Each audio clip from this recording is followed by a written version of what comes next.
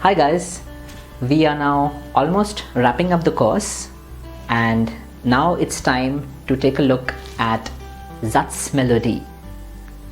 What is Satzmelodie? We have seen it time and again in the modules earlier that Satzmelodie is the music that's contained within a sentence. And why is it important? If you start getting a feel of the melody within a sentence, then that really shows how well you have understood it, how well you have internalized it. And the more your Satzmelodie starts sounding like a native speaker, the better and better it starts getting, and you also start getting the feel of being able to speak German almost like a German speaking native. The Satzmelodie depends on two things. One is the type of the sentence and second is the function it serves. For example, in English, if we have the sentence, "Have you read this?" Did you notice how the melody changes? It's like, "Have you read this?" Your voice automatically goes up at the end, and that suggests that it's a question. Now, same thing will happen in German. If I have the exact same question in German, I'll also ask it this way: "Hast du es gelesen?" Automatically, my voice goes up. This is fairly simple.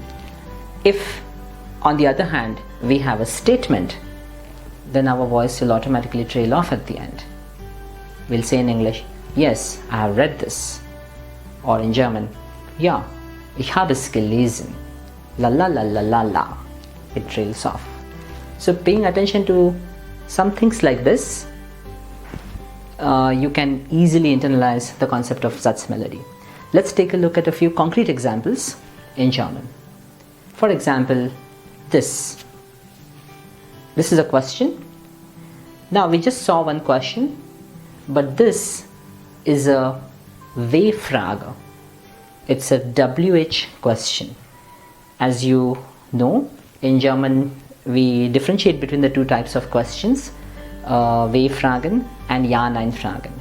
And conventionally speaking, the intonation of both of them is slightly different. How do we pronounce the, not pronounce, what's the intonation for the W-Fragen? It goes something like this: "Wo bist du?"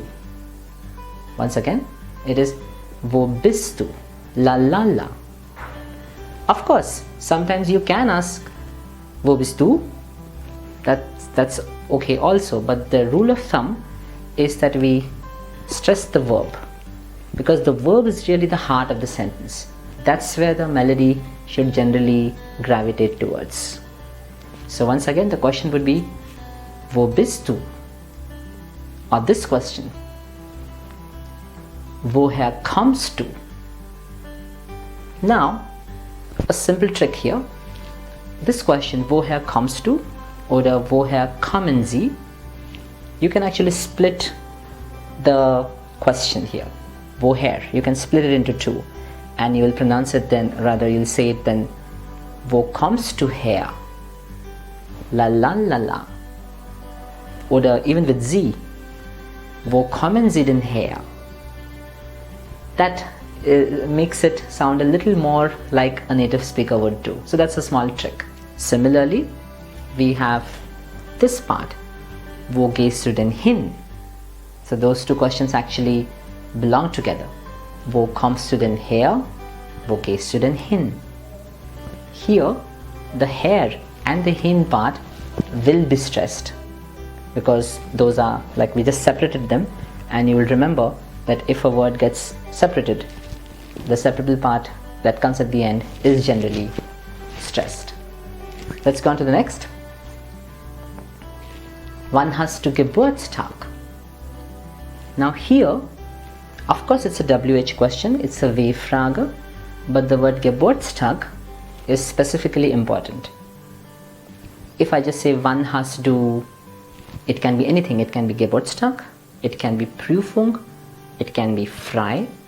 That's why stressing that word also becomes important. So that's what it happens. Take a look at what the sentence is, see what you are trying to ask, and intonate accordingly. Once again, this would be, one has to give Geburtstag. Or here, it would be, was möchtest du essen? By the same logic, if we take the first part of the question, it would be, was möchtest du? And then it can go anywhere. That's why that last word here is important. Once again, it would be, was möchtest du essen? La la la la la la. Was möchtest du essen? Now, let's come to Ja-Nein Fragen. We have the first one here. And you will, for Ja-Nein Fragen, it is like the English questions where the intonation goes up towards the end. So the question becomes this one here. Haben wir heute frei? So automatically you take it up and it's ready for a Ja or a Nein answer. The next one would be, kommst du mit? Very useful. Very often when you are planning, it's like, kommst du mit? Next one. Kann ich Ihnen helfen? Or the next. Musst du jetzt gehen? So it's straightforward for Ja-Nein Fragen. Just take it up towards the end. Whereas for W-Fragen, generally stress on the verb, but see if you also need to stress the last word that comes. Now we'll take a look at a few statements which are called as Aussagesatz, Aussagesätze in German. Here's the first one. Mein Lieblingssänger ist Reinhard May. It's a statement, just as in English, it will trail off at the end, the voice drops. So we should definitely pay attention to the full stops, to the commas, etc., especially when you're reading it out, because that's where the very often whether you have understood a particular line in a book or not reveals itself in how you are reading it aloud. So if you skip the periods or the full stops, automatically you'll just continue reading, and then it's difficult for you to understand, also for the listener to understand that the sentence is over and something else is beginning. So it's actually a very simple thing, but very often people tend to miss out on this. So pay attention to that. Let's take another example. This is kind of an imperative sentence where you're asking someone to do something and that should come out in the intonation. So we say, warten Sie mal. Once again, warten Sie mal. Slightly longish. This one is, ich bin damit einverstanden. It's a statement, so the voice will trail off. But pay attention to how the individual words are getting pronounced. We have seen all of these things earlier. Ich, the here sound. Ich bin damit einverstanden. Einverstanden is a trennbares, it comes from a trennbares verb. So the ein part, the prefix should be stressed. Einverstanden. Ver is a nicht trennbares prefix. So that should go down and the standen should go up again. So it becomes einverstanden. La la la la. Ich bin damit einverstanden. Let's have the next one. It's related to the first one. It says, ich bin ganz anderer Meinung. Now here, if you focus on this sentence, which word is the most important? The word andere is most important, where you are trying to say that I have a different opinion. Where you say that I have a different opinion. So the word different should be stressed. So that's why you stress the andere. Ich bin ganz anderer Meinung. Ich bin ganz anderer Meinung. The next one. This is a fairly longish sentence, but it's a simple one. Der Freund meiner Schwester kommt aus Italien. Now here we start going into slightly longish sentences, so you need to break it into logical units. If you see which words belong together in this longish sentence, shall I break it at der Freund, or shall I put the 4 words together and say der Freund meiner Schwester? That sounds more logical, isn't it? Der Freund meiner Schwester is one unit. So you should not take a break between these words. You should say it as der Freund meiner Schwester, then comes the verb. If you want, you can take a break here, slight pause. Der Freund meiner Schwester kommt aus Italien. Der Freund meiner Schwester kommt aus Italien. Rosa will am nächsten Sonntag ein Buch von Roald Dahl lesen. Fairly long. What are the word groups here? Rosa will, okay. Am nächsten Sonntag. This is a unit because it's the answer to the question 1. That's why you should not break it in between. You cannot say Rosa will am nächsten Sonntag. No. Or even Rosa will am nächsten Sonntag. No. Am nächsten Sonntag is a unit and it should not be broken. Similarly, after that, ein Buch von Roald Dahl is one. Ein Buch von Roald Dahl. You cannot break it in between. So, Rosa will am nächsten Sonntag ein Buch von Roald Dahl lesen.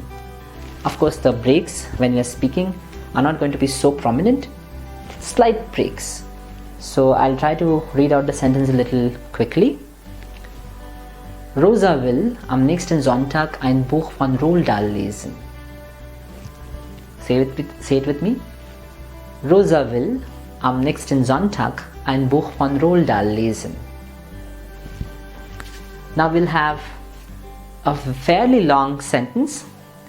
If you have done the B2 with the book Aspekte, you would probably recognize this sentence. It's a beautiful sentence. I like it because we use it to explain lots of things, and we are going to use it now to focus on the pronunciation and the intonation, the Satzmelodie. The sentence is: Ich bin vor 6 Monaten aus beruflichen Gründen ziemlich spontan nach Neuseeland umgezogen. Ooh, it's a nice sentence. We use it for the Angaben, that is the extra information that comes in the middle of the sentence. And if you see, there are quite a few words that belong together here. It starts with Ich bin. Actually, the main sentence is Ich bin umgezogen. That means I have shifted. Everything else is extra. Ich bin, wann? Vor 6 Monaten. Remember, Monat, Mo should be stressed here. So, ich bin vor 6 Monaten. Then comes the next part. Aus beruflichen Gründen. The word beruflich. Be is never stressed. Ruf is stressed. So, you should say beruflichen. And it's a hier, lich. Aus beruflichen Gründen. Here, ziemlich spontan. Ziem will be long. Lich is the here sound again. And spontan, sp. So it will be sp. Ziemlich spontan. Nach Neuseeland. It's Neuseeland, aa. And d at the end, so it becomes t. Nach Neuseeland. Umgezogen. It's a trennbares verb. So should be stressed. So this sentence has a nice melody to it. Let's hear it once again. Ich bin vor 6 Monaten aus beruflichen Gründen ziemlich spontan nach Neuseeland umgezogen. Now, just to wrap this up, we'll have a kind of a dialogue where I am going to say both the sentences. but see how the voice just changes, the melody just changes. It's a fairly simple one. From the B2 we come to the A1, and the sentence is Wie geht es Ihnen? And the answer would be Es geht mir gut. Once again, Wie geht es Ihnen? Es geht mir gut. Und Ihnen? Wie geht es Ihnen? Naja, es geht. The sentence is naja, es geht. Very often you will find these words like naja, bloß, etc. These are what are called as feel words. They are particles. They don't really mean anything on their own, but they add a lot of feel to the sentence. So here this guy is saying, yeah, I'm okay, nothing special. So it's like that. So that you should also learn to say it like that. You should say, no, es geht. It's okay if you make your mouth a little round and get that sound here, because that's very, very German. You say, no, es geht. That's okay. Don't be shy. I have seen that shyness can be a big detriment in getting the right pronunciation. So say it after me. No, es geht. Once more. No, es geht. Alright, so that's about Satzmelodie and Satzmelodie. I'm combining English and German. So that's it about Satzmelodie. I'll see you in the next module, which is an interesting one. It's called So Deutsch wie möglich. See you then.